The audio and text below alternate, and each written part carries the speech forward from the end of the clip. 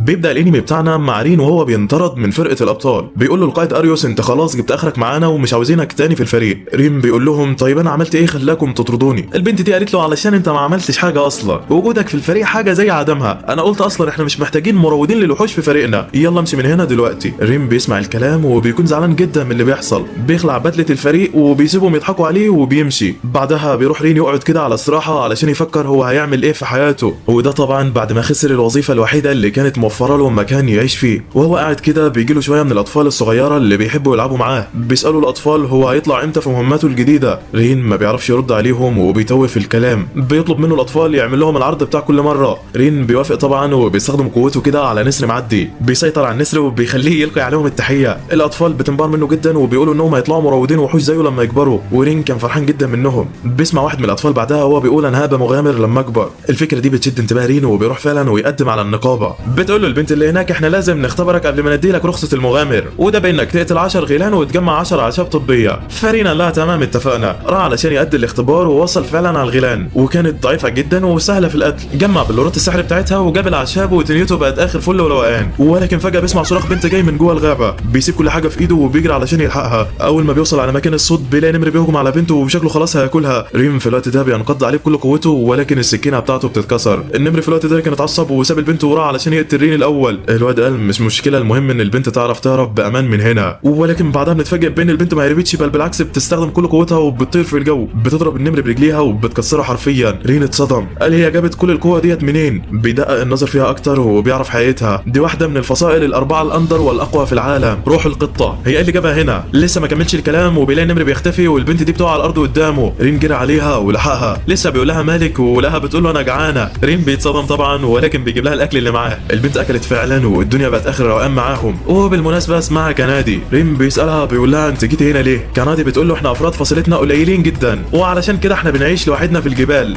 بس الحياه هناك كانت ممله جدا بالنسبه لي وعلشان كده انا سبتهم واتجهت في مغامراتي وبالصدفه جيت هنا وقابلتك يا عم.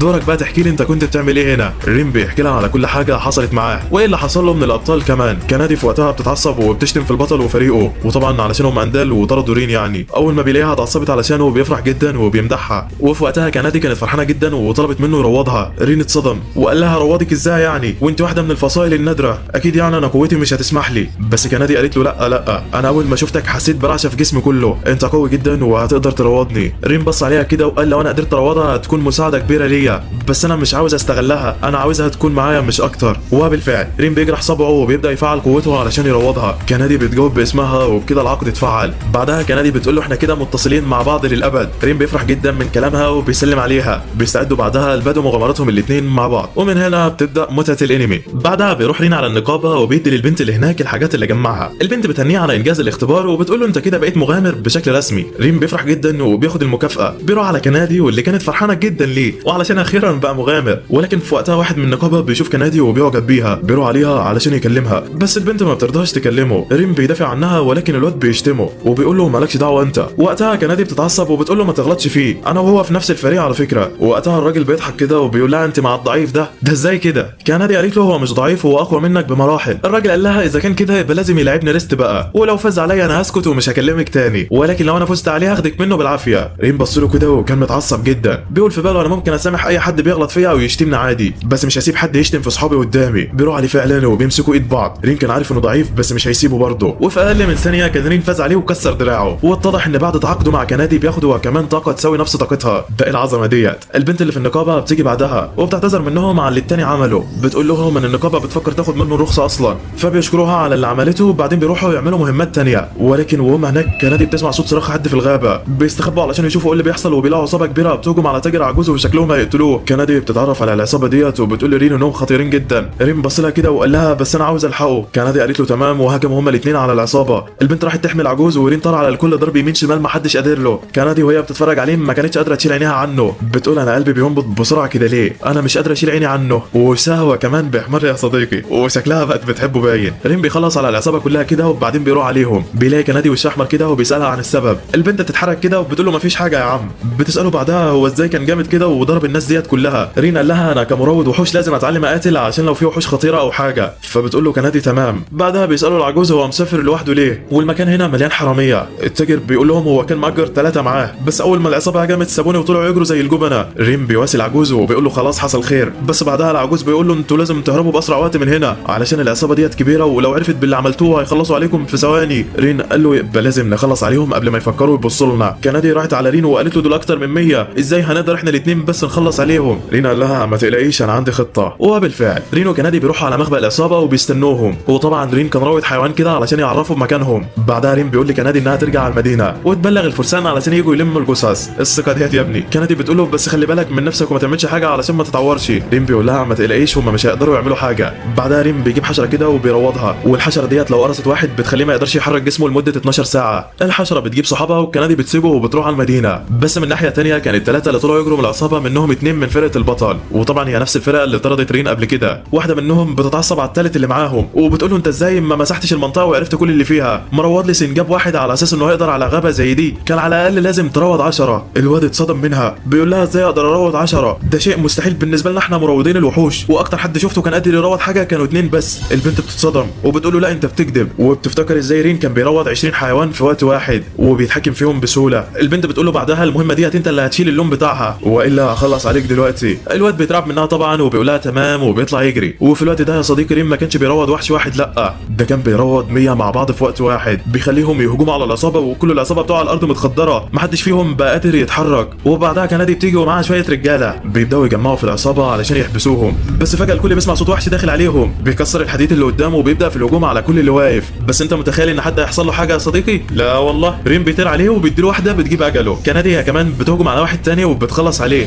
بس بعدها الوحوش بتكتر وشكلهم اتحصروا. وقتها رين بيقول للناس تخرج من الكهف دلوقتي وهم هيقتلوا كل الوحوش لوحدهم. الناس كانت قلقانه في الاول ولكن بعدها بيوافقوا. رين وكندي بيطلعوا على الوحوش ضرب يمين شمال في كل حته لحد لما بيخلصوا عليهم. الناس في الوقت ده كانوا بره وقلقانين لا يكونوا ماتوا ولا حاجه. بس انت متخيل انهم هيموتوا يا صديقي؟ لا والله. رين وكندي بيطلعوا من الكهف بعد ما خلصوا على كل الوحوش اللي جوه. الناس بتشوفهم بعدها وبيكونوا في قمه السعاده. رين وهو واقف بيقول في باله انا من يومين ما كنتش لاقي شغل ومطرود ما حدش بيعبرني، والنهارده الناس كلها ملمومه حواليا وفرحانه بانجازاتي، كل ده بسببك يا كندي، شكرا على كل حاجه. ففي وقتها كندي بتفرح جدا وبتقول له اي خدمه يا معلم، وبيخلص اليوم على كده. وبعد ما بيرجعوا على المدينه رين بياخد المكافاه وبيشوف لهم مكان يباتوا فيه. صاحبه الفندق اول ما بتشوف معاه البسكوته دي بتقول له ما فيش غير اوضه واحده وبتاخده عليها بالعافيه. رين بيكون محروق من كندي ومش حابب ينام معاها في نفس الاوضه، بيلم حاجاته وبيطلع علشان ينام بره. ولكن مره واحده كندي بتمسك في ايده وبتقول له انت رايح فين؟ خليك نام هنا. رين بيقول لها ما ينفعش انا وانت ننام في اوضه واحده مهما كان، انت بنت برضه وانا راجل، انت لسه عارفاني امبارح وما ينفعش تثقي فيها بالسرعه ديت. كندي بتقول له انا وثقت فيك علشان حسيتك طيب وشبهي، مش اي حد كده يعني بديله الامان، وبعدين انت السيد بتاعي وما ينفعش اسيبك تنام بره. بيقتنع رين من كلامها وبيقول لها خلاص اتفقنا. بتقول له بعدها بس ده ما يمنعش لما اغير هدومي تضير وشك. فبيقول لها غمض عيني ما تقلقيش. وبعدين بينام. ولما كان رين نايم كانت كندي صاحيه وبتتفرج عليه وفي قمه السعاده، بتفتكر رحلتها والناس اللي حاولت تستغل مهاراتها وتقرب منها بالعافيه وقد ايه هي كانت مرعوبه وقتها. بعدين بتفتكر رين بعد ما لحقها وعاملها كانسانه طبيعيه مش اداه يستغلها، وكانت في قمه السعاده وقتها. تاني يوم بقى بيبدا الاثنين دول يكملوا مغامراتهم والدنيا بقت اخر روقان معاهم. ولكن البنت بتاعت النقابه بتقول لهم على مهمه صعبه، وهي ان في وحش مخيف عمال بيضرب كل الناس اللي بتروح على الجسر الكبير وبيهزمهم، وبيكون اللي هيهزم الوحش ده ياخد مكافاه كبيره جدا. رين اول ما بيسمع بالمكافاه بيوافق في ثواني. بيروح هو وكندي على الجسر وبيبداوا يدوروا على الوحش اللي فيه. كندي بتشوف تنين كده وبتكون مصدومه منه جدا. فجاه التنين بينزل على الارض وبيتحول لبنته قدامهم.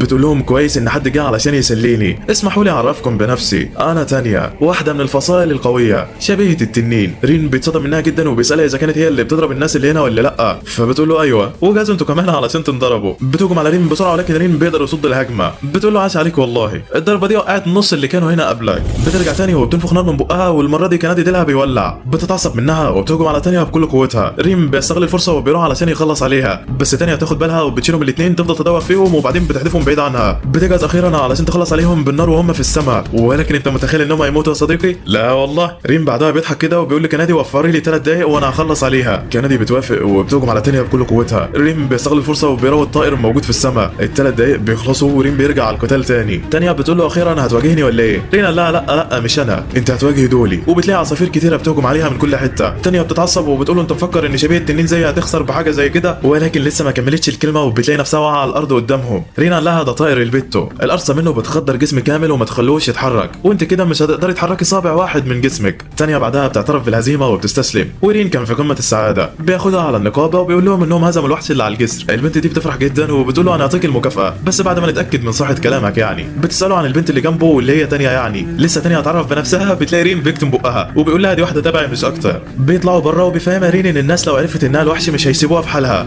بيقول لها انا كده خلصت مهمتي ومش محتاج منك حاجه، الطريق الجاي ده لو كملتيه هتلاقي في بلده تانية عيشي فيها بس ما تعمليش حاجه زي كده تاني. تانية بتتصدم من طيبته كده وبتقول له بس انا قررت اني افضل معاكم، ولا انت مش عاوزني ولا ايه؟ رين بيتصدم كده وكندي كانت غيرانه منها بس بيوافق يضمها لفريقه وبيبدا يعمل عقد معاها زي كندي بالظبط. ده ايه العظمه ديت يا ابني؟ بعد العقد تانية بتروح لرين وبتقول له خلي بالك مني بقى يا سيدي. جمال جمال والله. بس من ناحيه تانية كانت فرقه البطل في مشكله، وهي انهم مش عارفين يعدوا غابه الوهم من بقالهم اسبوع. واحده منهم بتقول لو رين كان معانا كان استخدم حيواناته وعديناها في ثواني. اريوس وقتها بيضحك بخباثه كده وبيقول ما ايه المشكله، ما يلا نرجعه تاني، هو كده كده ما عندوش كرامه وهيوافق في ثواني. خباثه خباثه ما فيش كلام والله. نرجع بقى لرين واصدقائه وهم في الغابه، وكانت مهمتهم هي القضاء على شويه من السلايم اللي بتبوظ الحقول. يعني الوحوش دي ضعيفه جدا واي حد بيعرف يهزمها، ولكن المشكله في تجمعها وعددها الكتيره. المهم واثناء ما كانوا ماشيين في الغابه رين ما كانش لاقي مكان تجمع السلايمات ديت، وعلشان كده قال لكندي والتانية انا عاوزكم تراقبوا جسمي لثواني وانا اعرف مكانهم. العيال ما فهمتش طبعا هو بيقول ايه، ولكن بعدها رين بيدخل وعيه جوه عصفور كده وبينادي عليهم بيقول لهم خلي بالكم بقى من جسمي دلوقتي وانا اروح اعرف مكان السلايمات واجي. العيال اتصدمت منه جدا وبعدين مشى، وبالفعل بيروح هناك وبيكتشف مكان تجمع الوحوش وتمركزها. اول ما بيوصلوا هناك تانية بتطلب من رين يضرب السلايمات بسحر النار بتاعه. رين بيقول لها بس انا سحري ضعيف جدا ويكاد يكون في المستوى الاول. تانية قالت له جرب بس مالكش دعوه، فقال لها تمام، وهوب ضرب ضربه خلصت على كل السلايمات في مره واحده. قال له هو في ايه؟ تانية قالت له انا كشبيه التنين بتصنف كتاني اقوى طاقه سحريه في الارواح النادره، وبما انك عملت عقد معايا فكده انت بقى عندك نفس الطاقه السحريه ديت.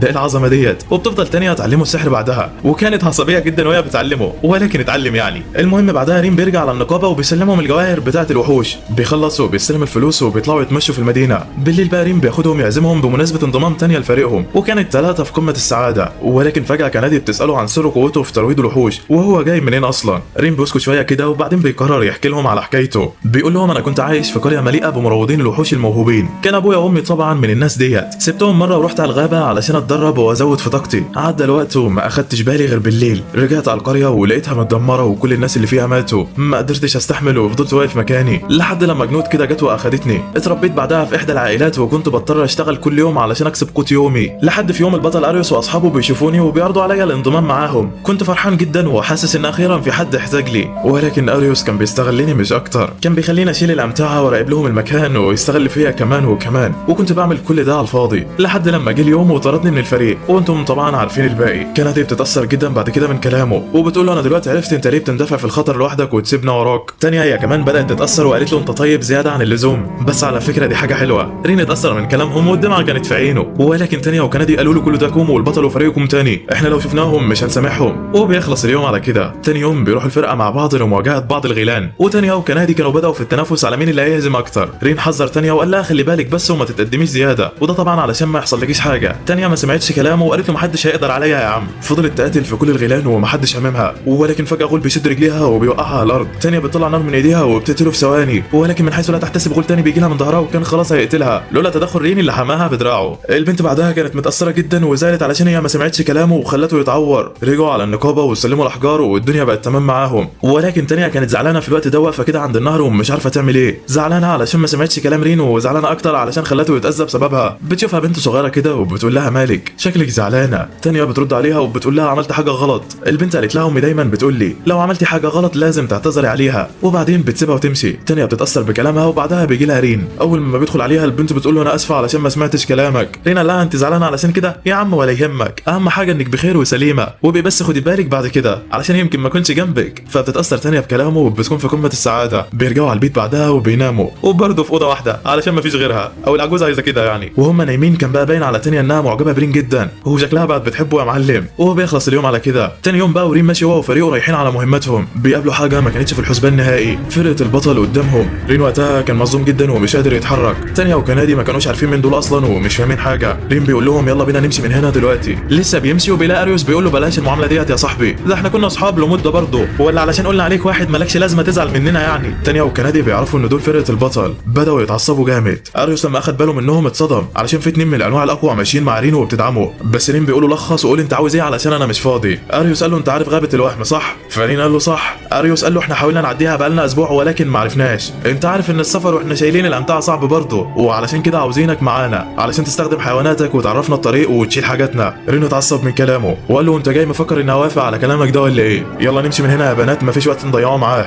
بس هو ماشي بنت منهم وقفته، قالت له الغابه ديت فيها ترس الحقيقه، ودي اداه مهمه هتساعد البطل في هزيمه ملك الشياطين. تخليك او رفضك للمهمه دلوقتي معناه انك هتسمح لارواح كتيره والناس تموت بسببك يا ولاد الخبيثه، علشان عارفين انه طيب ومش هيسمح لحد يتاذى مسكوه من ايده اللي بتوجعه. رين اتاثر بكلامهم وقال لهم خلاص موافق. بس انت متخيل بقى ان تانيا وكندا هيسكتوا يا صديقي؟ لا والله. تانيا بتقول لهم انتم طردتوه من فتره وجايين دلوقتي علشان تطلبوا منه حاجه، اركعوا الاول واعتذروا منه. يا بنت اللعيب. اريوس بيتعصب منها وبيقول لها انت مفكره البطل اللي زيي يعتذر لجبان زي ده شيء مستحيل بالنسبه لي. وانت يا رين ما تلم الحيوانات بتاعتك ديت، انت مش شايف انهم مغرورين شويه ولا ايه؟ ممكن يكونوا ارواح من النوع الاقوى بس هم في الاول والاخر حيوانات مش اكتر. رين اتعصب جامد، ضربه بالبوكس في وشه، قال له الاثنين دول يا اصدقائي حاول تغلط في واحده منهم تاني وهتشوف حاجه مش هتعجبك. اريوس بيتعصب من كلامه، ازاي مجرد مروض وحوش يضربني؟ بص يا رين انا بتحداك، الفريق بتاعك ضد الفريق بتاعي، اللي هيخسر مننا هيخضع للتاني. رين قال له تمام، وبدات المعركه. كنادي هتواجه الراجل ابو سيف ده والتانيه هتواجه البنتين لوحدها، اما رين فهيقاتل البطل اريوس. يا ترى بقى مين هيكون الفائز؟ القتال بيبدا ما بين كنادي والراجل ده وشكله واثق جدا من نفسه، بيقول لها انا كنت عاوز اجرب دايما اقاتل حد من الانواع الاقوى. كنادي كانت متعصبه وقالت له انا هخليك تعتذر من رين على اهانته، وهجمت عليه بكل قوتها. الواد بينضرب من جميع الجهات ومش عارف يعمل حاجه، بيجمع كل قوته في السيف وبيحاول يضربها ولكن بتصدها بكل سهوله. بعدها بترجع لورا كده وبتقول له فضلت تزعق وتقول تقنيه اسطوريه وخليت نقله، بس هو ده اخرك ولا ايه؟ الواد بعدها اتعصب جامد، قال لها انا لازم اقتلك بكل قوتي بقى. طاقته بدات تتجمع حوالين جسمه. كنادي بتقول له ده انت شكلك جامد بقى، يبقى انا لازم اقتلك بنص طاقتي، ما تاخدش الموضوع بشكل شخصي لو حصل لك حاجه. وبتهجم عليه بكل قوتها. الواد ملحقش يشوفه اصلا وبوم رجل منها بتكسر عظمه. عظمه يا بنت والله. نروح بقى لتانيا واللي بدات في القتال مع الاثنين دول، بتستفز فيهم وتعصبهم وبتقول لهم وروني شطارتكم. العيال بتتعصب وبتهجم عليها بكل قوتها ولكن تانيا بتطلع صوابعها بس وبتلغي تعويذتهم. العيال اتصدمت، تانيا بتضحك عليهم وبتقول لهم هو ده اخركم ولا ايه؟ العيال اتعصبت اكتر وفضلت تعمل تعويذ من جميع العناصر على تانيا ولكن كله بيتلغى في ثواني. تانيا قالت لهم الملغي المادي، دي قدره بتخليني اقدر امحي اي تعويذه ضدي مهما كانت قوتها. وكده انتوا جبتوا اخركم بقى ولا ايه؟ العيال اتنرفزت جامد من كلامها، جمعوا كل قوتهم ضربوها ولكن برضه من غير اي فايده. والبنات بعدها فقدت دافع القتال بتاعهم. تانيا قالت لهم انتم مفكرين انكم هتشتموا رين وانا هسيبكم كده ولا ايه؟ كهديت وداع مني هوريكم بقى السحر الحقيقي. السما بدات تتلون بالاحمر، العيال بقى في قمه الرعب من اللي شايفينه، نيازك بتظهر فوقهم وشكلها دي النهايه. العيال ما بيقدروش يستحملوا وبيغمى عليهم من المنظر، بس تانيا طبعا ما بترضاش تقتلهم علشان رين ما يزعلش. وبكده تانيا بتكون هزمت الاثنين اللي معاها وما عادش فاضل غير رين واريوس. يا ترى من سينتصر؟ اريوس بيستهزأ برين وبيقول له كانت حماقه منك انك تواجه بطل زيي، اجهز علشان هتموت. ولكن رين بيهجم عليه في نص كلامه وما بيخليهوش يكمله. اريوس بيتعصب منه، بيبدا في الهجوم بالسيف بتاعه. مهاراته في استخدام السيف كانت عاليه جدا وقدر يصيب رين في مناطق كتيره في جسمه. بس انت متخيل ان رين شايفه خصم صعب يا صديقي؟ لا والله. رين بيديله بوكس كده وبيبعدوا عنه، لسه اريوس ما فاقش وبيلاقي بوكس تاني بيحطم الصخره اللي وراه. اريوس اتصدم، قال له انت بقيت قوي كده ازاي؟ رين قال له دي قوه مراود الوحوش اللي انت استهزأت بيها، وعلى فكره انا حافظ كل تحركاتك، واداله رجل طيره. اريوس اتعصب بعدها، هجم بسحر البرق على رين ولكن رين بيصدها وبيستخدم سحره المعزز بطاقه تانية. اريوس بيقول له تعويذتك دي عمرها ما هتسد قدام كميه التعويذ اللي هتشوفها. هجم عليه بتعويذ اكتر. رين بيحاول يفادي الهجمات وشكل الوضع بقى صعب معاه، او هو بيحاول يبين كده. اريوس وهو بيهجم بيلاقي نفسه واقع على الارض جسمه كله متخدر. رين قال له انت نسيت اني بعرف اروض الحشرات ولا ايه؟ وبيتضح ان رين اول ما هجم اريوس عليه كان سايبه يضربه وهو مركز مع الحشره ديت علشان يخليها تقرصه. جامد يا ابني والله. اريوس كان واقع على الارض وبيقول لرين سامحني انا اسف، الغلطه مش هتتكرر تاني. بس انت متخيل بقى ان رين هيسيبه بعد ما شتم في اصحابه يا صديقي؟ لا والله. رين بيديله بوكس كده بيكسر بيه وشه والارض من تحته اتفتتت. عظمه على عظمه يا ابني. تانيا وكنادي بيجوا عليه بعدها وبيكونوا في قمه السعاده. ده ايه الجمال ده يا جدعان؟ وبس خلينا نكمل الانمي. وبعد هزيمه فرقه البطل من رين واصدقائه التانيه بتخليهم يعتذروا منه. بعدها بيبدا اريوس يحكي لهم عن ترس الحقيقه واللي موجود في غابه الضياع تحت حمايه احد الوحوش. فرين قال له مالكش دعوه انا هجيبه. وبالفعل رين واصحابه بيروحوا على الغابه علشان يجيبوا الترس. تانيا كانت بتفكر تحرق الغابه بسرعه علشان يلاقوا الترس بس رين منعها وقال لها بالراحه يا تانيا على الغابه، احنا لسه بنقول يا هادي. بيكملوا في طريقهم في الغابه وبيقرر رين يدمج نفسه مع عصفور تاني علشان يعرف الطريق للترس. بيدمج نفسه فعلا وتانيا وكنادي بيحموا جسمه. بيشوف الطريق وبيرجع علشان يكملوا رحلتهم. بيفضلوا ماشيين كتير ولكن من غير فايده. كنادي بتقول لهم احنا هنفضل ماشيين كتير ولا ايه؟ انا تعبت من المشي. ولكن لسه ما كملتش كلام وبتلاقي الحجر اللي هم كانوا حاطينه علشان يرجعوا بيه، يعني هم رجعوا لنقطه البدايه تاني يا صديقي. تانيا بتقول لهم انا متاكده اننا مشينا صح بس في حاجه مش مظبوطه بتحصل. بتستخدم قوتها وبتفعل رصد المانع علشان تعرف ايه المشكله. التعويذه بتاخدهم على الشجره ديت واللي هي السبب في انهم ما بيتحركوش من مكانهم. تانيا بتقول لهم الشجره ديت بتبعت سحر ايهامي بتخلينا نفضل ماشيين في شكل دائري، لو عاوزين نكمل في طريقنا لازم نكسر الشجره ديت الاول. كنادي بتتحمس جدا وبتقول لهم سيبوا المهمه ديت عليا. بترجع لورا وبتجهز علشان تكسر الشجره ولكن مره واحده بتسمع صوت بيقول لهم امشوا من هنا. كنادي بتترعب جدا وبتروح تستخبى في رين وبتقول له ايه الصوت ده؟ لسه ما كملتش الكلام وبتلاقي جنيه بتطلع لهم من الشجره. الكل بيكون واقف مصدوم ومحدش مصدق اللي شايفينه. رين بيقول لها السلام عليكم. الجنيه بتقول له امشوا من هنا. رين بيقول لها كنا بندور على ترس الحقيقه. الجنيه بتقول لهم لهم امشوا من هنا. ريم بيقول لها عاوز اقول لك كلمتين بس. الجنيه بتقول له هتمشوا من هنا ولا، وبتلاقي العيال طلعوا يجروا على الغابه تاني. العيال ما بتكونش مصدقه ان في جنيه في الغابه وهي اللي بتحمي الترس اصلا. تانية بتقول لرين احنا اتغفلنا اول مره، لكن لو رحنا دلوقتي هنقدر عليها ونهزمها ومالكوش دعوه بتعاوزها، انا هحميكم. بس انت متخيل ان رين هيضرب بنتي يا صديقي؟ لا والله. ريم بيقول لهم انا هتكلم معاها تاني الاول. البنت بتقول له انت اهبل، دي كانت هتموتنا. ريم بيقول لها هتتحل ان شاء الله. العيال بتقتنع وبيروح علشان يكلمها. ريم بيقول لها معلش بس انا عاوز منك حاجه. البنت كانت متعصبه وقالت له انت شكلك عاوز تموت هنا. رين قال لها انا عاوز اتكلم معاكي مش اكتر. البنت بتهجم على رين ورين ما بيتحركش من مكانه وبيسيب السهام بتاعتها تعوره. البنت بتقول له انت ما هربتش ليه؟ رين قال لها انا جاي اتكلم معاكي مش اكتر. البنت اتعصبت منه تاني وهجمت عليه بتعويذه اكتر وكانت خلاص هتقتله، ولكن انت متخيل ان كندي وتانية هيسكتوا يا صديقي؟ لا والله. كندي وتانية بيروحوا علشان يحموه من السهام. الجنيه اول ما بتشوفهم بيحموه بتلغي التعويذه وبتسالهم هم بيحموا ليه كده. كندي بتقول لها انا عارفه ان الجنيات بتكره البشر بس صدقيني ده طيب ومش زيهم. تانية بتقول لها وانا اشهد لك بكده. الجنيه بتقتنع من كلامهم وبتروح على رين بتقومه وبتقول له انا اسمي سورا اتشرفت بمعرفتك. بيقول لها وانا اسمي رين واتشرفت اكتر. بيقعدوا مع بعض اخيرا وبيحكوا لها هم جايين هنا ليه. سورا بتفهم الوضع وبتقول لهم عاوزين ترس الحقيقه، يعني الترس ده موجود في قريتنا احنا الجنيات واللي بتكون محميه بحاجز من صنعي، مش هسمح لكم تدخلوها ولكن ممكن اروح واجيب لكم الترس منها. العيال بتفرح جدا وبيقولوا لها اتفقنا. سورا بتروح تجيب الترس والدنيا بقت اخر روقان معاهم. طب ما الدنيا سهله هي يا صديقي، امال البطل العيله ده ما عرفش يجيبه ليه؟ المهم يعني سورا بتقول لهم انتم اخدتم الترس اهو، يلا بقى امشوا من هنا. ريم بيقول لها تمام وبياخد البنات اللي معاه وبيمشوا، ولكن سورا كانت عاوزه تقول لهم حاجه بس بتمنع نفسها. بس انت متخيل يا صديقي ان ريم مش هيحس بيها؟ لا والله. ريم بيروح عليها وبيقول لها مالك احكي لي. البنت لسه هتقول له على اللي بيوجعها، بتفتكر انهم ممكن يموتوا بسببها. لسه هتقول له لا، بتلاقي ريم بيقول لها ما عنديش مشكله اساعدك حتى لو هتاذى او هموت بسببك، انت ساعدتيني وجبت لي الترس اللي انا عاوزه، سيبيني بقى ارد لك جميلك. سورا بتتاثر جدا من كلامه وبتبدا تحكي له على اللي مزعلها. بتقول له انا عندي اخت توأم ليا اسمها رونا، شخصيتها مختلفه عني ولكن هي اقرب حد ليا. كنا على طول واقفين هنا وبنحمل حاجز للقريه بتاعتنا مع بعض، ولكن في مره واحنا في مكان طلع لنا وحش من جيش ملك الشياطين وهجم علينا. حاولنا نضربه ولكن للاسف كان قوي جدا وهزمنا. رونا ضحت بنفسها علشان تحميني وهربت انا، وهي دلوقتي محبوسه وانا مش عارف اعمل حاجه. رحت لكبير القريه علشان يساعدني بس هو رفض وفضل حياه كل الجنيات على اختي. انا عارفه ان اللي عمله صح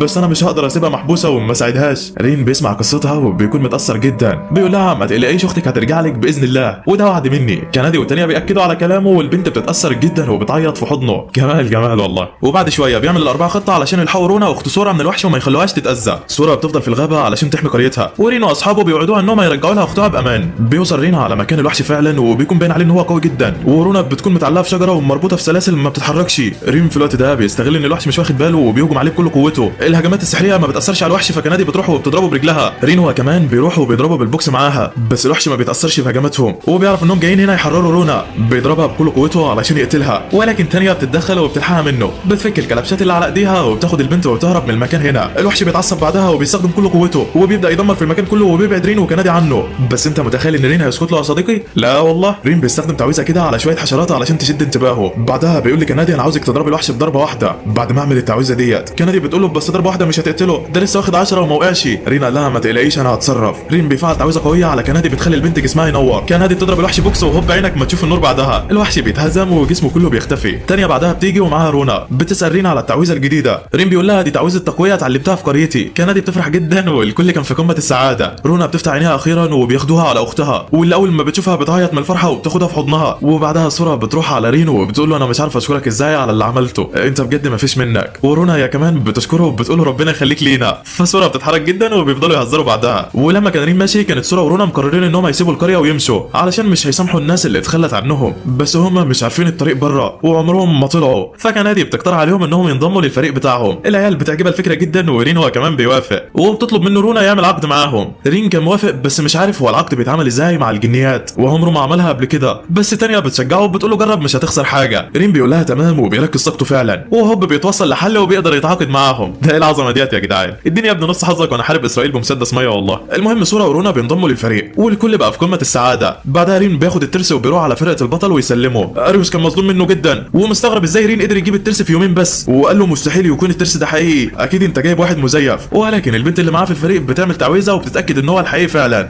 اريوس اتحرق ورين بياخد المكافاه بتاعه المهمه وبيقول لهم سلام. ولكن وهو ماشي واحد من الفريق وقفه وقال له ايه رايك تنضم للفريق بتاعنا تاني. رين سكت كده واريوس بيتعصب وبيقول له انت ازاي بتطلب منه ينضم معانا. الواد قال له انت شفت هو قد ايه بقى قوي وازاي قدر يجيب الترس اللي احنا الاربعه قعدنا اسبوع وما عرفناش نجيبه. وباقي الفريق بيوافق على فكرته. بيروح بعدها الراجل ده رين وبيقول له ها قلت ايه. لسه رين ما ردش وبيلاقي البنات بيمدوا له ايديهم وبيقولوا له يلا بينا. رين وبيستعيد رشده بعدها وبيقول لهم رجوعي ده في احلامكم، بس الواد بيقول له لو فضلت معانا هتكسب شهره وفلوس محدش هيوصل لها. رين قال له مش عاوز منكم حاجه، انا عندي كل اللي محتاجه، سلام. ده ايه العظمه ديت يا ابني. وفرقه البطل بعدها بتكون متعصبه جدا ومتضايقه بسبب رفضه لطلبهم، ولكن اريوس في الوقت ده كان عمال يفتكر البوكس اللي اكله من رين وشكله كان متعصب جدا، بيقول انا مستحيل اسامحه، لازم امحيه من على وش الدنيا. وبيخلص اليوم على كده. تاني يوم بقى ورين قاعد مع اصحابه بيبداوا يسالوه عن ملك الشياطين وازاي هيتهزم. رين بيقول لهم منذ زمن بعيد كان في ملك للشياطين قوي جدا ومحدش قادر يهزمه من البشر، ولكن واحد من البشر انعم عليه بقوه خلته يقدر يهزم الشيطان ويختمه، والبشري ده بعدها عرف بالبطل اللي هزم الشيطان، ومن احفاد البطل ده هو اريوس، والمفروض هيبقى عنده قوه كبيره بعدين يهزم بيها ملك الشياطين.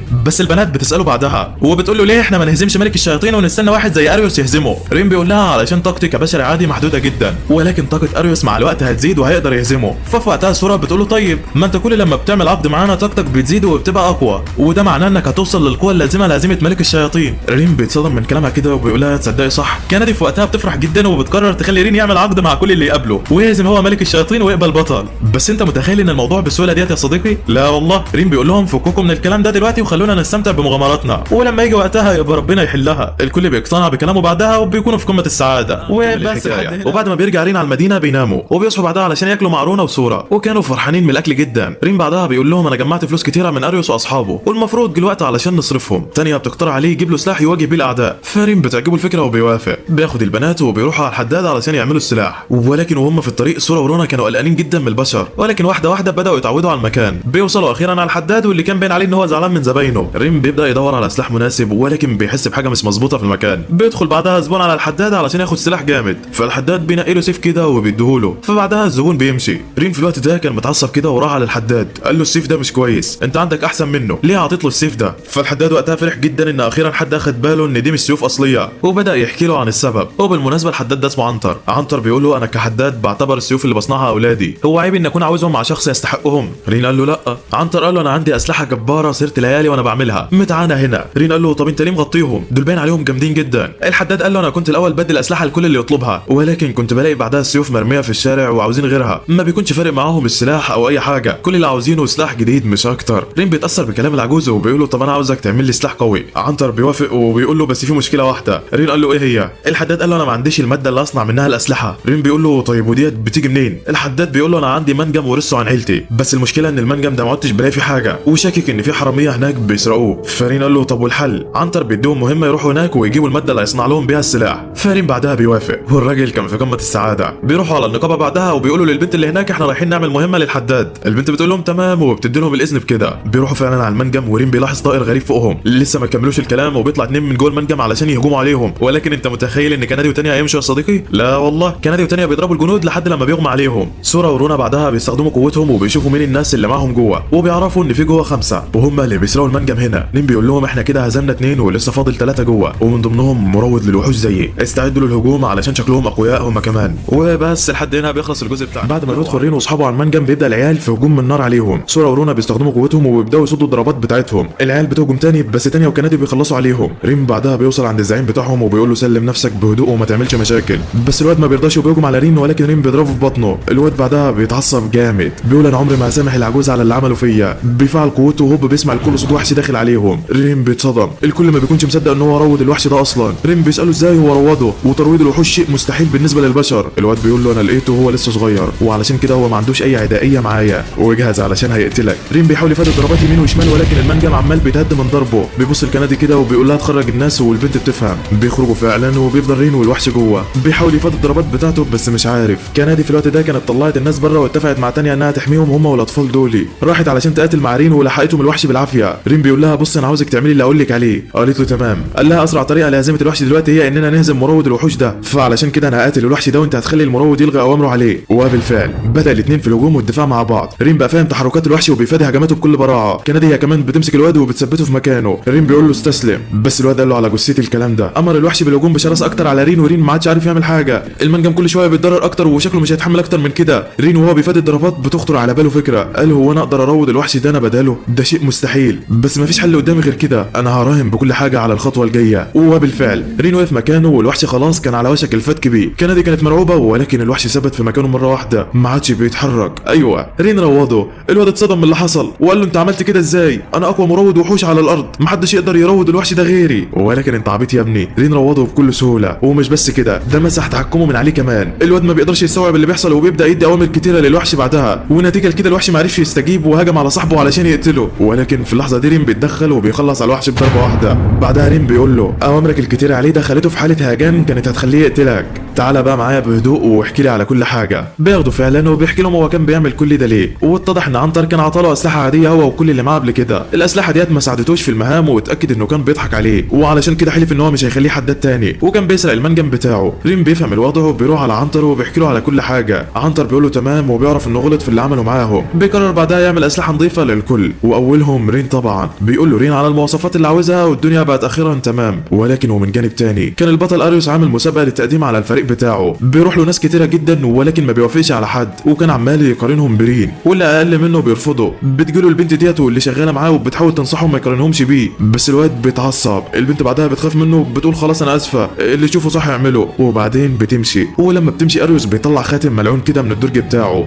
بيقول انا مش هسيبك وهخلص عليك في القريب العاجل، وطبعا هو يقصد رين بالكلام. نرجع بقى لرين واللي راح على النقابه علشان يسال على ايه اللي حصل للناس اللي قبض عليهم. البنت اللي كانت واقفه هناك بتحكي له على اللي حصل. بعدها رين بيقول لها تمام، ولكن كان باين عليه حزين جدا وزعلان علشان هم اتحبسوا، بس سورا ورونا بيرفعوا عنه وبيخرجوا معاه يتمشوا. العيال كانت فرحانه جدا وفي قمه السعاده مع رين. بيجيب لهم شويه اكل طبعا والعيال بتاكله. بيسالوا رين بعدها عن نوع القوه اللي اكتسبها من تعاقده معاهم، بس رين بيقول لهم هو لسه ما يعرفش. العيال بتحبط كده، ولكن رين بعدها بيطبطب على دماغهم، فبيفرحوا ويرجعوا يتبسطوا تاني. ولكن وهم راجعين على البيت وفجاه ابن حاكم المنطقه هناك بيشوف سورا ورونا وبيعجبوا شكلهم، بيسال على اسمهم والبنات بتجاوبه. بعدها بيقول لهم انا عاوزكم تكونوا خدامات عندي. العيال كلها بتتصدم ومحدش بيكون فاهم اللي بيحصل اصلا. رين بيقول له انت مين اصلا وعاوز ايه منهم؟ الواد بيرد بيقول له انا ابن حاكم الدوله هنا، واللي بعوزه باخده بالعافيه. رين اتعصب من كلامه وقال له مش هتاخد واحده منهم. الواد اتعصب جامد وامر الحراس انهم يضربوا رين وياخدوا البنات منه بالعافيه. بس على مين يا ابني؟ احنا معانا رين مروض التنانين، بيكسر عظمهم واحد ورا التاني وبيخليهم عبره قدام الناس. ابن الحاج اتعصب جامد وقال لي رين لو ما جبتش البنات هقتل كل الناس الموجوده هنا. طب وهم مالهم اصلا؟ شكل الواد ده متخلف باين. رين بيقول له انت هبل، دول رعاياك، ازاي هتقتلهم؟ الواد قال له انا حر اعمل اللي انا عاوزه، ولو ما جبتش البنات دلوقتي هخلص عليهم. رين احتار، ما كانش عارف يعمل ايه وازاي هينقذ الناس ديت اصلا. سورا ورونا اقترحوا عليه يساعدوه بس هو رفض، وده علشان الناس ما تعرفش حقيقتهم ويعرفوا انهم الجنيات وكده. رين كان واقف محتار كده، ولكن وفجاه تعويذه بتظهر في دماغ رين نتيجه لتعاقده مع سورا ورونا. الواد بيتحكم في التعويذه دي وبيعمل عدد كبير جدا من كرات النار، بيصيب بيها كل الجنود وبتنقذ الناس في ثواني. يا ابن اللعيبه، ابن الحاكم اتصدم وما كانش مصدق اللي بيحصل اصلا. رين بعدها رفع السيف على رقبته وقال له لو شفتك مره تانية دي هتكون نهايتك. الواد اترعب، لم الجنود بتوعه وهرب من المكان كله. سورا ورونا شكروا رين بعدها وكانوا في قمه السعاده، والناس اللي كانت واقفه في المكان هي كمان جت على رين وشكرته. فرين كان فرحان جدا، ولكن مره واحده عجوزه جت وقالت له انت دلوقتي لازم تهرب من المدينه بسرعه. رين طبعا اتصدم، ولكن بعدها عرف ان الحاكم في المدينه هنا فاسد وبيداري على اعمال ابنه. يعني ابنه بيخطف اي بنت تعجبه وياخدها عنده على القصر، يعتدي عليها وبعدين يعذبها وبيشغلها خدامه عنده. يا ابن الزباله، واي حد بيعمل شكوى ضده او اي حاجه الفرسان بتلغي الشكوى ديت ويفضل زي ما هو يعمل اللي هو عاوزه. بلد بايظه مفيش كلام يعني. المهم رين في الوقت ده كان رجع على تانيا وكنادي وعرفوهم باللي بيحصل. تانيا اتعصبت جدا وكانت عاوزه تروح تولع القصر باللي فيه، ولكن رين هداها وقال لها احنا لازم نفكر بعقلنا الاول، وده علشان ما نبوظش البلد او اعمل حاجه تبعدكم عني. رين طبعا كان عاوز يلحق كل اهل القريه، بس برضه عاوز يحافظ على البنات اكتر. كان قاعد يفكر ان هو يهرب من المدينه معاهم، ولكن بعدها بيلاقي البنات بيقولوا له احنا عاوزينك ما تخافش علينا وتخلينا نساعدك، احنا عارفين انك عاوز تحمينا وتهربنا من المدينه، بس احنا حبينا الناس اللي هنا كلهم وعاوزين نساعدهم. رين بيتاثر جدا من كلامهم وبيقتنع بيه. من ناحيه تانية بقى كان الامير قاعد على مكتبه متعصب جدا، وطبعا بسبب اللي رين عمله. بيجي له قائد الفرسان وبيعرفوا الامير باللي حصل، بيطلب منه يقبض على رين بسرعه وبيديله فلوس كتيره تساعده. بعدها الامير بيرن الجرس بتاعه وبيدخل واحده من البنات اللي بيستعبدهم، بينزل فيها ضرب والبنت مش عارفه تعمل حاجه غير انها تعيط. كائن رخيص والله. المهم تاني يوم رين بيروح على نقابه الفرسان علشان يعمل شكوى ضد ابن الحاكم.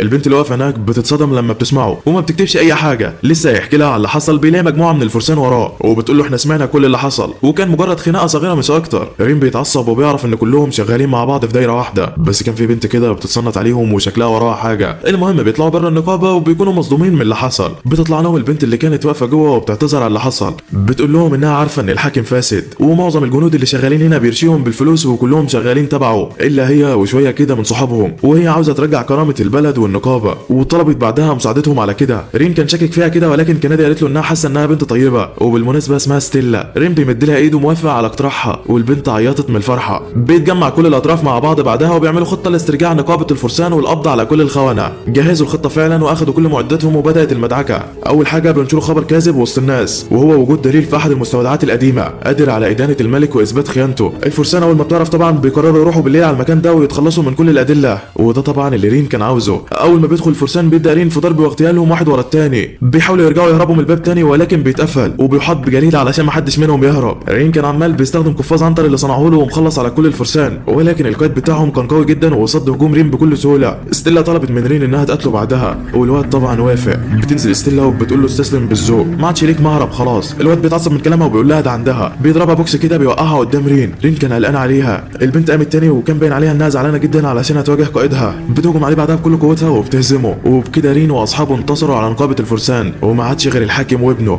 الامير بعدها بيعرف باللي حصل وان ستيلا هزمت قائد الفرسان وما عادش حد هيدعمه كده، وكان عمال يضرب في البنت دي وكانها حاجه بيفضي فيها غضبه، يا ابن الزباله. ولكن وهو واقف كده بيلاقي واحد بعبايه قاعد في الشباك وبيكلمه، بيقول له انت عارف مين اللي هيبوظ لك حياتك اللي جايه؟ رين شراود، لو ما قتلتوش دلوقتي هيفضل يسرق منك كل حاجه وهتبقى وحيد منبوذ مرمي في السجن ما حدش بيعبرك. الامير بيقول له انت مين يا عم وايه اللي جايبك هنا؟ الواد بيحدف له خاتم كده وبيقول له دي اداه ملعونه بتقتل الهدف بتاعها، خدها واقتل رين بسرعه. الواد بياخد الخاتم فعلا وبيظهر على وشه علامات الجشع وفرحه الانتقام كده. بيبص بعدها على الشباك بيلاقي راجل اختفى وشكل فيه مجزره هتحصل. في الوقت ده كان البنت اللي الامير كل شويه بيضربها محبوسه في زنزانه كده تعبانه من كتر الضرب، وبتدعي ان اي حد يلحقها. وهو بالفعل بيوصل ستيلا وجنودها على باب القصر لاعتقال الحاكم وابنه بسبب الفساد بتاعهم. طبعا جنود القصر ما بيرضوش يدخلوهم وبيطلعوا اعداد كبيره من الجنود لمواجهتهم. بس انتوا عبطوا ولا ايه؟ كندي وتانية موجودين هنا ويخلصوا عليكم كلكم. وفي الوقت اللي الامير كان بيتفرج فيه على ساحه المعركه كان مستني رين يظهر في اي وقت علشان يستخدم عليه الخاتم ده ويقتله. شكل الموضوع خطير وما يبشرش بالخير. رين في الوقت ده كان وصل على القريه باستخدام تعويذه التمويه استخدمتها سورا ورونا. بيطلب منهم بعدها يتفحصوا القصر ويعرفوا مكان الناس المخطوفه وينقذوهم. بيعملوا تعويذه رصد فعلا وبيعرفوا مكانهم، ولكن بعدها بيتصدموا. بيقولوا رين في كائن خطير جدا وقوي موجود في احدى غرف الحبس والواضح انها من الانواع الاقوى زيهم. رين بيقول لسورا ورونا انا عاوزكم تحرروا الناس وتاخدوهم على مكان امن، وانا هروح على مكان الطاقه واحاول اشوفها. البنات كانوا خايفين عليه منها ولكن في الاخر طمنهم ووعدهم انه يرجع لهم بخير وسلامه. بيسيبهم بعدها فعلا وبيتجه الى مصدر الطاقه. اول ما بيفتح الباب بيلاقي بنت محبوسه في زنزانه وباين عليها اثر التعذيب والضرب. رين بيكسر الباب بتاعها وبيروح عليها علشان يلحقها. البنت كانت خايفه جدا ومش عارفه تعمل حاجه، ولكن رين بيطمنها وبيقول لها ما تقلقيش انا جاي اساعدك. وقتها البنت عيطت واترمت في حضنه، واتضح بعدين ان البنت دي اسمها نينا، وهي واحده من الانواع الاقوى او اقواهم على الاطلاق. كانت عايشه قبل كده في بلده مسالمه وكل الناس بتحبها، ولكن الامير راح هناك وهددها تسلم نفسها ليه والا هيعذب كل اهل القريه قدامها ويقتلهم. يا ابن الخبيثه. وعلشان كده نينا وافت على كلامه ولبست صور العبوديه وتعرضت بعدها لكل الاذيه. رين بعد ما بيعرف قصتها بيتاثر جدا من كلامها، بيقول لها ما تقلقيش انا هحررك. نينا بتبعد عنه وبتقول له بس الصور ده عليه تعويذه خطيره جدا وانت هتتاذى منها وممكن تموت بسببي. رين بيقول لها ما تقلقيش انا هتعامل. البنت سابت له نفسها ورين بدا يفك الصور بقوته. التعويذه اللي عليه كانت قويه جدا وبدات في صعق جسم رين بالكامل. نينا كانت خايفه عليه جدا وطلبت منه يوقف علشان ما يموتش قدامها. بس انت متخيل ان رين بعد كل اللي حصل لها ده هيسيبها ويوقف يا صديقي؟ لا والله. رين بيجمع كل قوته على الصور وبيقدر يفك وينقذها. جاحد يا ابني والله.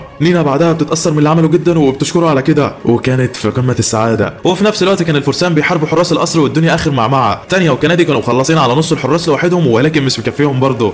الحراس بعدها بتحاول تاخد الناس اللي جوه وتستخدمهم كرهائن، بس سورا ورونا بيخلصوا عليهم بعد ما نقلوا كل المخطوفين لمكان امن. الله على الجمال الله. الامير في الوقت ده بيدخل عليه الحاكم وبيساله على اللي هيحصل. الواد بيقول له ما تقلقش شويه حشرات وانا هخلص عليهم، بس اهرب انت وسيبهم لي. ابوه قال له تمام فعلا واخد شنطته وراح علشان يهرب. في نفس الوقت رين ونينا بيقابلوا كندي وتانية والبنات بعد ما دخلوا على القصر. بيتصدموا طبعا بعد ما بيشوفوا نينا معاه، ولكن في الاخر بيعرفوا انها في صفهم. كندي بتروح على نينا وبتهزر معاها شويه وكان الكل في قمه السعاده. بعدها بيلاقوا الحاكم طالع علشان يهرب قدامهم، بس رين بيكتفه بالسلاح بتاعه وكده ما عادش غير الامير. وبالفعل بيظهر الامير وبيستخدم الخاتم على رين علشان يقتله. بيظهر حاصد ارواح قدام رين فعلا وبيلوح بالمنجل بتاعه، وشكلها دي النهايه ولا ايه يا صديقي؟ وعلى السطح كان اريوس قاعد بيسمع اللي بيحصل وفرحان ان رين كده خلاص هيموت. بيقول اخيرا ارتحت منه ومات، وبعدها بيسيب القصر وبيمشي. بس على عكس المتوقع رين ما بيكونش مات ولا حصل له اي حاجه اصلا. ده ازاي كده؟ طبعا الكل كان مصدوم ومحدش مصدق اللي حصل، بس اتضح ان بسبب تعاقد رين مع سورا ورونا كان لازم ياخد طاقتين واحده من كل واحده. اخد من سورا قوه التحكم في السحر بتاعه واللي استخدمها في حمايه الناس من الامير قبل كده، والقوه الثانيه كانت تحليل وحمايه رين من اي تعويذه حتى لو كانت منجل الموت. ورونا هي اللي كانت عرفت ده كله حتى انها جربت عليه تعويذه سامه وما تاثرش. ده ايه الجمدان ده؟ الامير طبعا ما كانش مصدق اللي حصل واتعصب جامد.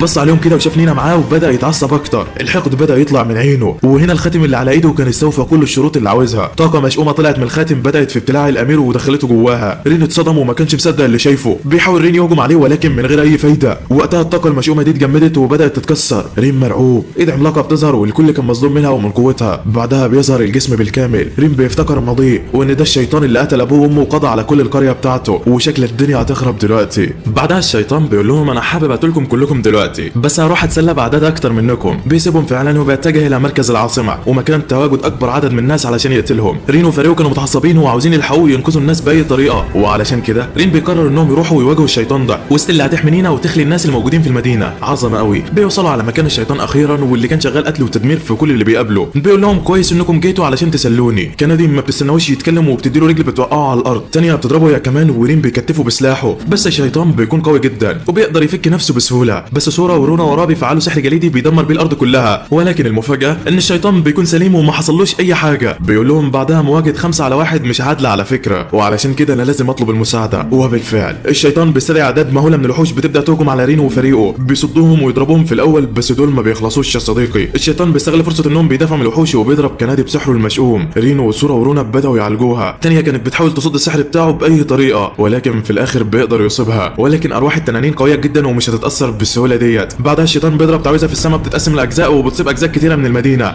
بس في وقتها رين بيتعصب منه جامد، بيضربه بسحر النار وبيصدمه. سورا ورونا هما كمان بيستخدموا سحر الجنيات عليه علشان يثبتوا الشيطان في مكانه. واخيرا رين بيستخدم سحر التعزيز والتقويه على تانية وكنادي، بيقول لهم خلصوا عليه دلوقتي. العيال طارت على الشيطان فعلا وضربوه بوابل من الهجمات لحد لما طار في السماء. هجوم تاني بسحر الجنيات وضربات خلت الشيطان دراعه يتقطع، ولكن برضه كل ده مش كفيل بهزيمته. بيستدعي وحوش اكتر بتملى المكان كله. بيسيب رين وفريقه يحارب الوحوش هما وبيطلع على مكان عالي علشان يعمل تعويذه. التعويذه دي من قوتها هتخلص على المدينه كلها. يا ابن الخبيثه. رين في الوقت ده كان خطر على باله فكره يستخدمها علشان يقتل الشيطان، بس انت متخيل انه يعرف يعمل كده وسط الناس المرعوبه والوحوش اللي بتهاجم دي يا صديقي؟ لا والله. وعلشان كده سورا ورونا بيقرروا ينقلوا الناس الى المناطق الامنه، وكندي والتانية هتوفر الدعم لرين وهتحميه من الوحوش. هو بالفعل الجنيات بيوصلوا على ستيلا واللي كانت بتحارب في شويه وحوش وهزمتهم. بيعرفوها باللي هيعملوه انها لازم تجمع لهم المدنيين بسرعه علشان ينقلوهم. ستيلا بتفهم الوضع وبتقرر تجمع الناس عليهم، ونينا طبعا بتفضل مع البنات علشان يحموها. يا اختي حلوه. وفي الوقت اللي كندي والتانية بتواجه فيه الوحوش ويلحقوا الناس، كان رين عاوز يساعدهم ولكن طلبوا منه توفير طاقته لقتال الشيطان. من ناحيه تانية كانت سورا ورونا جهزوا بوابه الانتقال علشان ينقلوا الناس ويودوهم الى بر الامان، بس الناس كانت خايفه منهم بعد ما عرفت حقيقتهم وانهم من صنف الجنيات الكاره للبشر. بس بسبب معاملتهم في المدينه وانقاذهم لاهاليها مع رين قبل كده، الناس وافقت بيهم وبداوا يتشجعوا يروحوا على البوابه.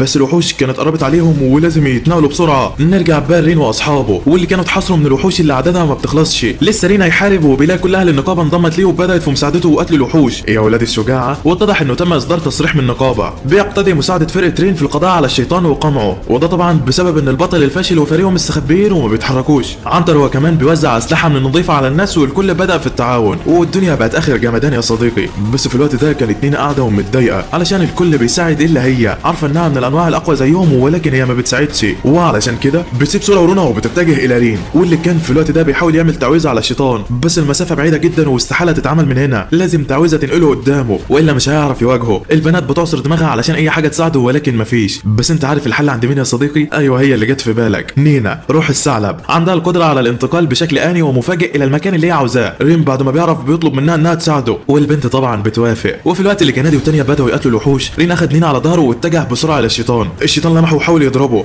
بس رين بيستخدم سلاحه وبيفضل يهرب منه. بعدها الشيطان بيجمع قوه كبيره وبيضرب بيها رين علشان يقتله، ولكن المفاجاه رين بيستخدم انتقالات نينا وبيوصل عند الشيطان بكل سهوله. الشيطان بيتصدم منه وبيحاول يهرب بس على فين يا معلم، وراك مش هيسيبك. رين بعدها بيعمل تعويذه تقويه على نفسه، بيستخدم قوته على الشيطان وبيحبسه. طاقه الشيطان بتتجمع على جسم رين وبيكون خلاص هيموت، بس بيفتكر كل الذكريات اللي مر بيها والناس اللي المفروض يحميها. بترجع له قوته تاني وبيزعق باعلى صوته للشيطان وبينجح يتحكم في كل الوحوش بتاعته. الشيطان بيتعصب وبيفك نفسه وبيهجم على رين علشان يقتله، بس رين بيأمر الوحوش كلها تهجم على صاحبها وبتبدا تاكل في الشيطان وتقتله. ايوه كده رين انتصر. بعدها الشيطان اجزاءه السحريه بتتلاشى وبتقع نينا مع رين بعد ما طاقتهم بتخلص، بس التانية بتطير عليهم بسرعه وبتلحقهم والكل بعدها بيكون في قمه السعاده. بعدها نينا بتلبس هدوم نظيفه وبتطلب من رين انها تنضم معاه لفريقه. الفكره بتعجبه وبيبدا يتعاقد معاها هي كمان. العقد بينفع والعسل ده بيدخل الفريق وينوره، وطبعا الكل كان فرحان بانضمام اصغر عضو ليهم. بعد كده رين بيروح على النقابه علشان يعرفهم ان نينا بقت معاهم في الفريق وكده. بيقابل السله هناك واتضح انها تعاونت مع النقابه لاصلاح البلده وتعمير البيوت المهدوده، ودي طبعا كانت حاجه اول مره تحصل. بعدها بتهني البنت اللي في النقابه رين على هزيمه الشيطان وعلو رتبته ووصوله الى الرتبه الثالثه. الكل بيفرح له وهو كان في قمه السعاده. بعدها بيسالها رين على بيت ليهم علشان هم عددهم كترت وبقوا محتاجين بيت وكده. البنت قالت لهم الحل عندي، اخدتهم على كذا بيت كده علشان يشوفوه وهل هيعجبهم ولا لا. دوروا فعلا ولكن مفيش ولا بيت عجبهم لحد لما اخيرا بيوصلوا على بيت كده شكله مناسب. البنت بتقول لهم البيت ده فيه كل المواصفات اللي انتوا عاوزينها بس عيبه في حاجه واحده. قال لها قول يا ست ايه العيب؟ البنت قالت له هو مسكون وفي شبح مش اكتر. هي كانت ناقصه. كندي بعد ما بتسمع كلمه شبح بتترعب جدا وبتحس انها هتعملها على نفسها. ريم بيطمنها وبيقرر يشوف البيت الاول وبعدين لو مش عاجبهم مش هياخدوه عادي. دخل البيت فعلا والبيت كان نظيف جدا ومفيش اي حاجه جواه. طلعوا على الصاله وهنا كانت المفاجاه، البيت كله بدا يتهز والحاجات اللي فيه اتحركت. بعدها بيسمعوا صوت شبح بيقول لهم يخرجوا من هنا. كندي خافت جدا وكان هيغمى عليها من الرعب. بعدها الشبح ده بيظهر قدامهم بيحاول يخوفهم. سورا ورونا بيهجموا عليه ولكن من غير فايده. الشبح بيحاول يخوفهم تاني ولكن العيال ولا هنا. بعدها بيكتشفوا ان الشبح ده ما عندوش تقنيات هجوميه واخره كلام وخلاص. سورا ورونا بتعمل تعويذه وبتحبسه هنا. بعدين ريم بيثبتها وده طبعا بسبب مهاره كان سمع عنها قبل كده في البلده بتاعته. يا ابن الجامده، حتى الاشباح بتروضها. ده العظمه ديت. بيقعدوا بعدها مع بعض وبيتكلموا وبيتعرف الكل بالشبح واسمها تينا بالمناسبه. بتحكي لهم على قصتها كلها وبعدين بتقول لهم طالما انتم ما خفتوش وهربتوا من المكان فانا همشي من هنا واسيب لكم المكان براحتكم. بس انت بقى متخيل ان ريم هيسيبها يا صديقي؟ ده والله ريم بيقترح عليها انها تعيش معاهم والكل بيأيد الفكره طبعا وبيوافقوا. تينا بتوافق على اقتراحهم وكانت في قمه السعاده. بيخلص رين ورق المنزل وبيشتريه بشكل رسمي من النقابه. بيرجع على البيت وبيقعد مع الكل في سفره واحده. بيبدا ياكل معاهم والعيال كانت فرحانه جدا واللمه دي ما تتعوضش باي طريقه. ريم بص لهم كده وبعدين افتكر عيلته. عينه بتدمع بعد ما بياخد باله من النعمه اللي هو فيها. وطبعا الكل بعدها كان في قمه السعاده والانشكاح من الوضع اللي هم فيه. وبس لحد هنا بيخلص الانمي بتاعنا. انمي جامد جدا وعجبني الصراحه. انا عارف اني طولت عما كملته بس اتمنى بجد يكون عجبك يا صديقي. ويلا بقى سلام يا قمر.